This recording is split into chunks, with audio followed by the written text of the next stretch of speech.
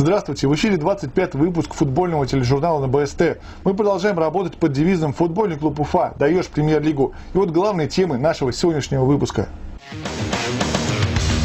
Уфа на Кипре. Мне очень здорово понравилась связка Валикаев, Диего, Войда. Сохраняя ворота на замке. Чемпионы мира по футзалу. От Башкирии кандидаты на сборы за 7 человек. Башкирский вклад в планетарный успех. За тур до развязки. Все это поле, вроде бежишь, падаешь, и эмоции, и только поле. Снежные реалии зимнего футбола. Африка впереди планеты всей. Футбол объединяет нации. В Уфе прошел турнир среди студентов-иностранцев. Вы смотрите футбольную программу на БСТ. Футбольный клуб Уфа завершил второй учебно-тренировочный сбор, который прошел на Кипре. В его рамках наша команда провела 5 контрольных матчей. 3 крупные победы и 2 нулевые ничьи. При этом мяч ни разу не побывал в наших воротах. Сначала уфимцы уверенно разобрались с одним из лидеров второго кипрского дивизиона Анагениси 3-0. Далее разошлись миром со Слободой из Сербии. Завершали сбор матчи против представителей Армении, достаточно близкой нападающему Уфы Михаилу Маркосову. Уже в первой игре против Мики потенциальный нападающий армянской сборной стал одним из авторов 3 безответных голов.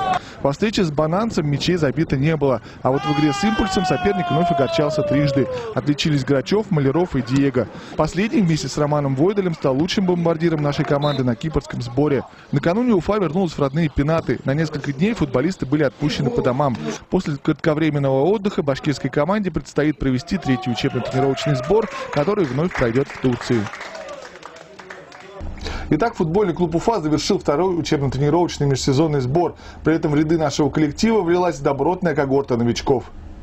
Опытный голкипер Михаил Барановский, а также защитники Дмитрий Грачев и Илья Гультяев добавили дополнительной крепости уфимской обороне. Японский голеадор Юсуке Сайто и нападающий Дмитрий Голубов умножили конкуренцию в атаке. В центральной линии также есть новобранцы. Это стельтамаковский воспитанник Артур Валикаев, а также Константин Подкорытов и Алексей Сквернюк. Уфа, даешь премьер-лигу. Выделив несколько дней своего плотного рабочего графика, за работой команды на кипрском сборе наблюдал председатель совета учредителей клуба Марат Магадеев.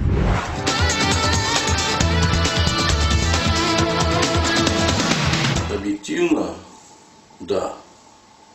У нас практически сегодня состав, особенно мне понравилась игра, когда мы с лидером армянского первенства играли, который идет на 2-м месте в чемпионате Армении, с Микой. Я скажу, это была зрелая, очень хорошая команда. Главное, она была умной. Она играла не так бей-беги, она играла грамотно, умно, главное. И в техническом плане, и в тактическом. Это было здорово. И голы какие были зрелищные, просто на заглядение. И они завершались именно в результате хороших, качественных многоходовок. А не так вот просто где-то поймал, где-то отскочило, где-то залетело. И в целом очень хорошая команда, мне кажется, получается.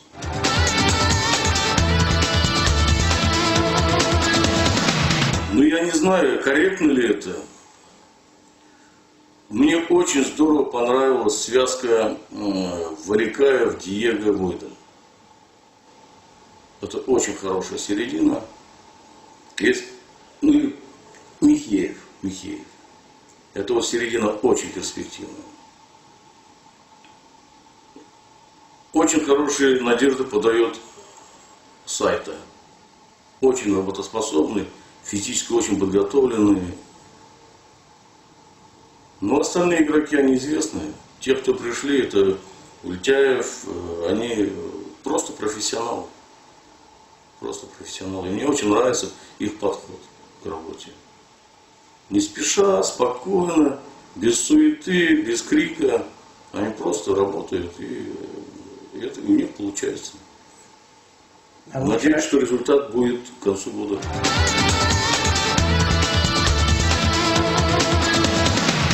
Идет неплохая ротация.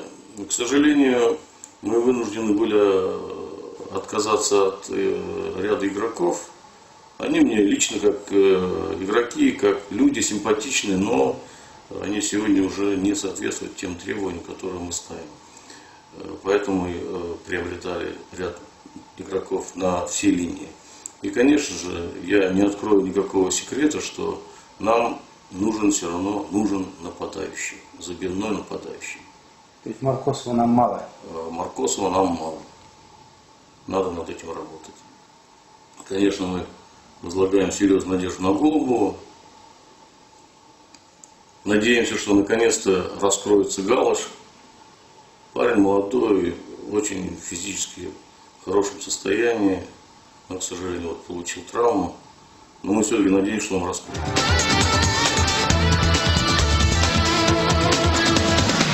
Наконец-то после долгих,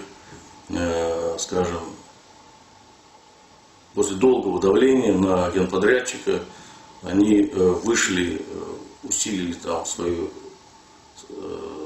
свои средства, силы. И сейчас там очень активно идет работа.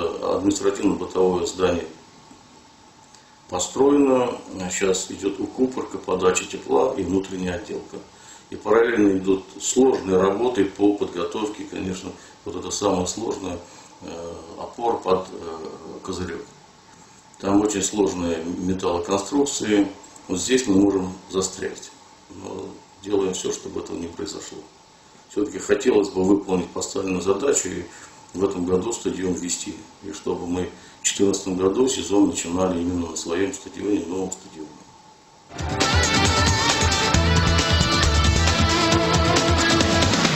Мы подходим к созданию клуба не просто так. Ведь клуб – это не 11 человек, которые бегают на поляне. Это целая инфраструктура. И вот мы подходим к этому именно вот с такой точки зрения. Вот сейчас идет реконструкция стадиона. К 2014 году мы будем иметь свой стадион. Вот там не просто стадион, там целая система, ведь и зал, и тренажерные дела, там и бассейн, и теннисный корт. Это мы его все это дело будем поднимать на новом, современном, качественном уровне. И, конечно же, у клуба должна быть база для проживания, для тренировок, для реабилитации, для восстановления и, в конце концов, для нормального, сбалансированного, индивидуального по игрокам питания. Вот это все должно реализовываться на базе. Поэтому я считаю, что это одна из основных задач или одна из основных составляющих успеха клуба.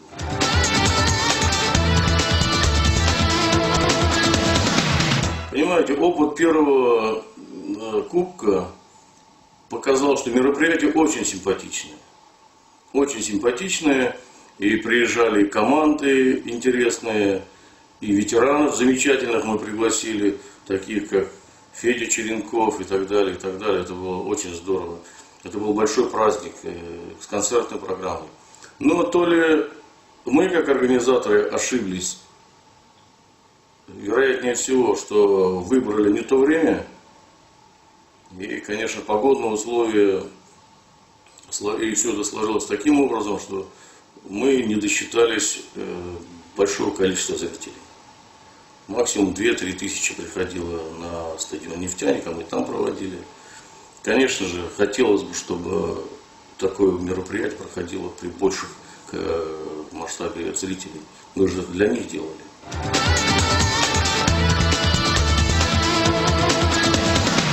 Нет, такой задачи мы не ставим. Мы перед собой сейчас ставим задачу создания команды и создания игры командой. А так как мы ставим задачу играть каждую игру на максимуме, то посмотрим, что из этого выйдет. Вы знаете, в каких условиях мы комплектовали нынешнюю команду. И вот это трансферное окно мы использовали для того, чтобы учесть те недостатки, приобрести новых, которые подходят под замысел главного тренера, под замысел руководства клуба, игроков. И вот эту работу мы на сегодняшний день практически завершаем.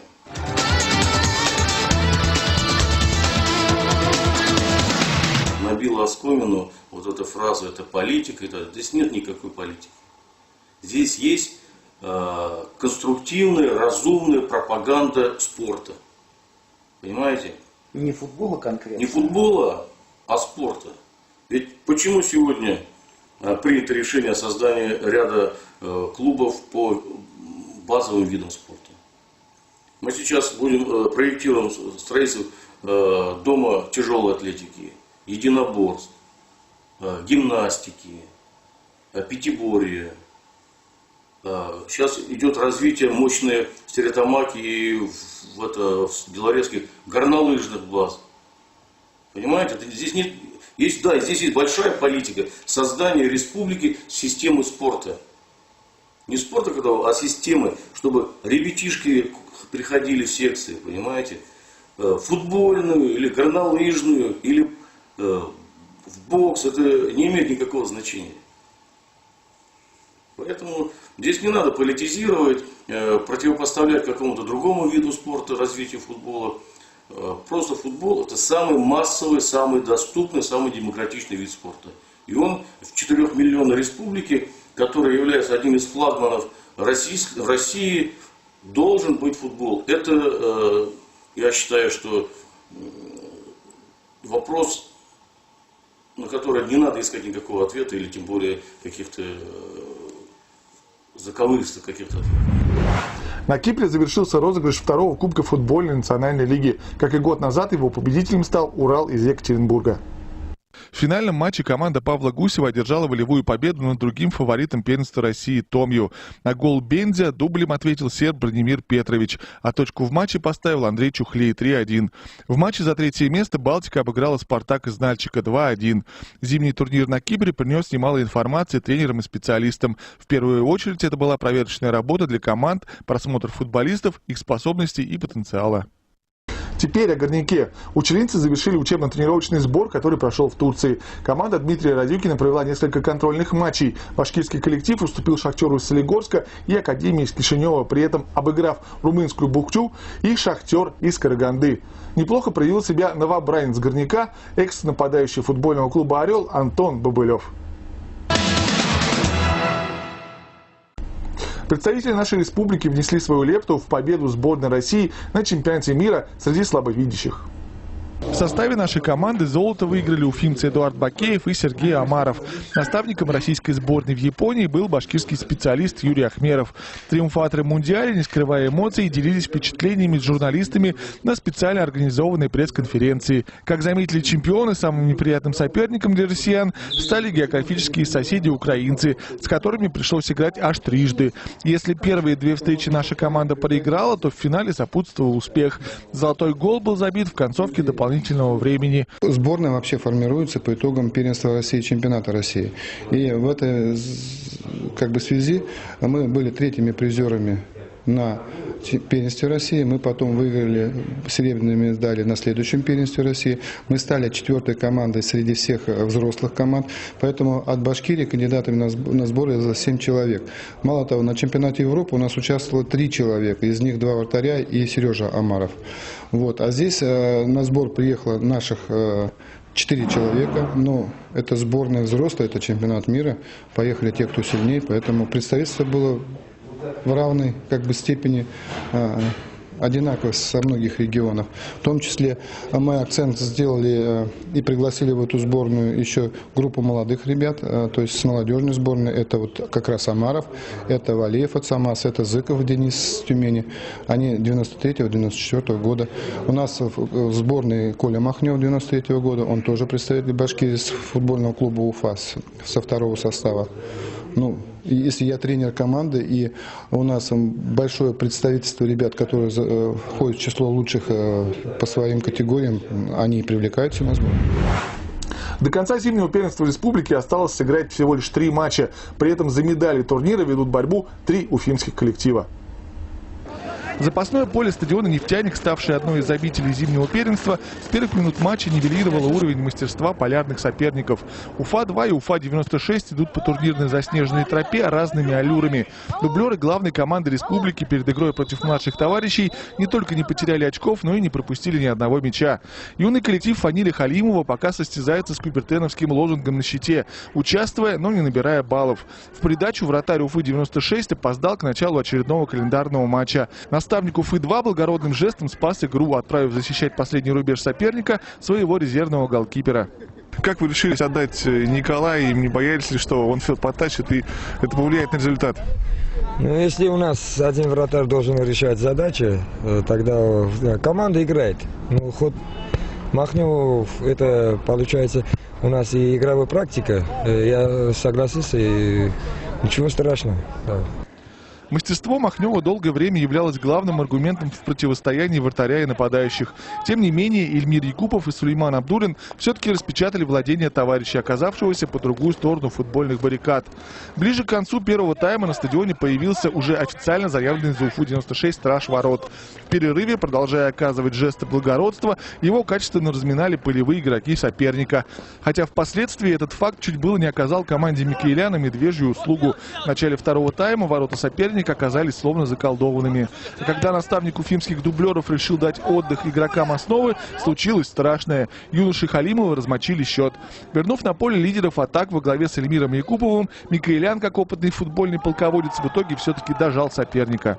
Для того, чтобы все-таки решить окончательный исход матча, вам пришлось возвращать в игру ваших лидеров. То есть вот это тоже такой ход? Да, вот когда счет стал 2-1, я как обратно замена, как по правилу обратно замена, я ушли. И в втором тайме, как в конце, практически все мячи, 5 мячей полетели в ворота 96-й. Это в конце с 27 по 35 минуту, 5 мячей буквально. В итоге оранжевая сфера еще 5 раз влетала в ворота Уфы-96. Сначала хитрик оформил Якупов, а вслед за ним и Сулейман Абдулин. Причем каждый из голов получился на заглядение. Но сегодня поле было не из лучших. Поначалу подстраивались под поле, под соперников. Ну, потом потихоньку адаптировались, стало лучше. Ну и пошла игра немножко получше, и стали голы появляться. Итоговый счет на того. Довершил разгром соперника 7-1 Олег Купряков, как и другие футболисты Уфы-2, выступавшие в этом матче на непривычной для себя позиции. Следом на поле, обрамленные лыжней, вышли коллективы АК-47 и Академия футбола. Для первых победа над жовто-блакитным соперником оставляла шанс побороться за первое место в турнире. Чтобы дополнительно произвести устрашение противника, АК-47 предстала перед немногочисленными болельщиками в форме испанской Барселоны. Ваша команда выступает в форме Барселоны, это такая своя оценка? Да, не знаю, насчет этого не могу ответить. Просто форма есть. Форма, красивая форма. Все, больше ничего. Точки кипения на поле соперники достигли еще в первом тайме. Академикам Юрия Суренского удалось забить мяч, после чего АК-47 прочно осадил защитные редуты, позволяя лишь периодически убегать в контратаке. В итоге Динар Сахиев, Артур Шаяхметов и Руслан Биглов точными ударами переломили ход игры. Но при этом соперник доигрывал встречу в меньшинстве. Лишь массовая раздача желтых карточек арбитром матча Артуром Каримовым не позволила игре вылиться в русло обоюдной грубости. Сегодня страсти на поле кипели, были такие попытки стычек, за счет чего? Да это все поле, все это поле. Вроде бежишь, падаешь, и эмоции, и только поле. Тяжело играть в футбол. В ближайшее воскресенье игрокам АК-47 необходимо забивать максимальное множество мячей в ворота Уфы-96, чтобы постараться зацепиться за итоговое второе место первенства. А главный матч турнира пройдет на Затонском стадионе «Водник», где Уфа-2 сразится за титул с командой-побратимом ФК «Башинформсвязь». Не так много матчей осталось до окончания регулярного чемпионата республики по мини-футболу. Напомним, в стадию плей-офф выходят 6 из 8 команд-участниц. Состав продолжающих борьбу за медали уже известен. Уфимская гидравлика и кармаскалинцы выбыли из числа соискателей футбольного драгметалла. В силу выступлений в первенстве страны пока только набирает обороты коллектив из аграрного университета. Команда Юрия Подбельского не только является скрытым лидером регулярки, но и самостоятельно способна личными результатами в оставшихся играх фактически формировать пары плей-офф. На площадке Башгоспедуниверситета прошел турнир по мини-футболу среди иностранных студентов республиканских вузов. 6 команд-участниц вобрали в себя представителей 13 стран мира. Студенты были разбиты по коллективам по географическому принципу. В итоге первое место завоевала сборная африканских стран, в финале переигравшая команду из Центральной Азии. Третье место заняли российские футболисты, 4-я позиция у турок. Особенно смотрели, когда африканцы забивают гол. У них барабаны бьют, они все выпрыгивают. Так это было интересно смотреть. Но у них в африканской стране принимали участие следующие: Чад, Мадагаскар, Ангола. Вот они вместе все объединились. А Центральная Азия объединилась в такие страны, как Кыргызстан, Узбекистан, Туркменистан. Арабы, я думал, что давайте назовем как-то по-другому. Они говорят, нет, мы арабы будем, и все. И у них майки все араб. Мы, говорит, так будем командой называться. Я говорю, разные команды будут или одна? Одна. А какие, говорю, страны? Страны Иордания, Палестина, Саудовская Аравия. Вы знаете, это было просто что-то невероятное. Это было так интересно смотреть, когда разные студенты разных стран играют в футбол. И у меня возникла мысль такая, что футбол объединяет нации. И вот мы практически провели первый чемпионат мира среди иностранных студентов в Республике Башкортостан. Учредили кубок, медали, грамоты. И хотим сделать это ежегодным турниром. Несколько слов о женском футболе. В Бирске прошло республиканское первенство по МИИ среди девушек 97-98 годов рождения. Помимо двух бирских команд в турнире приняли участие представительницы Салавата, Инзера, Толбазов и Верхнееркеева. За 3 соревновательных дня соперники определили призеров первенства. Спорт двух местных команд, Радуги и Беряночки, занявших в итоге первые и третьи места соответственно, смогла вмешаться лишь салаватовская Ника, завоевавшая серебро. Игрок именно этой команды, Евгения Огородова, была признана лучшим защитником турнира. Остальные индивидуальные призы, титул лучшего вратаря и лучшего нападающего, остались в Бирске. Их завоевали Лисян Ямаева и Фируза Хамидова из команды «Радуга». На этом все. Впереди новая неделя, которая также не обойдется без футбольных событий. Не за горами первый после зимнего перерыва матч Уфы в первенстве ФНЛ. 11 марта мы принимаем Новосибирскую Сибирь. Уже сейчас на уфимском стадионе «Динамо» ведутся масштабные подготовительные работы. Итак, футбольный клуб Уфа. Даешь премьер-лигу. До встречи.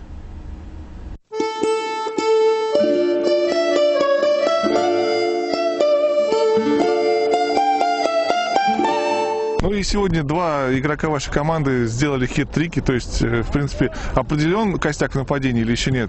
Ну, вот сейчас мне...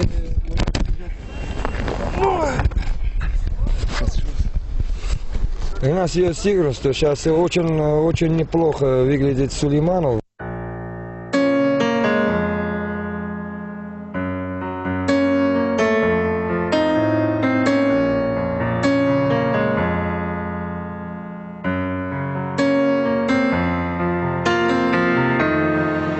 Почему так жесток снег оставляет твои следы? И по кругу зачем бег?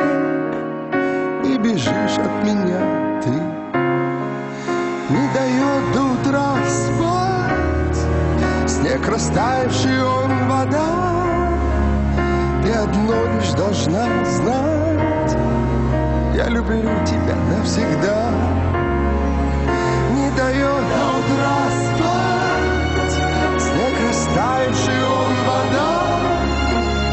Ты одно лишь должна знать: я люблю тебя навсегда.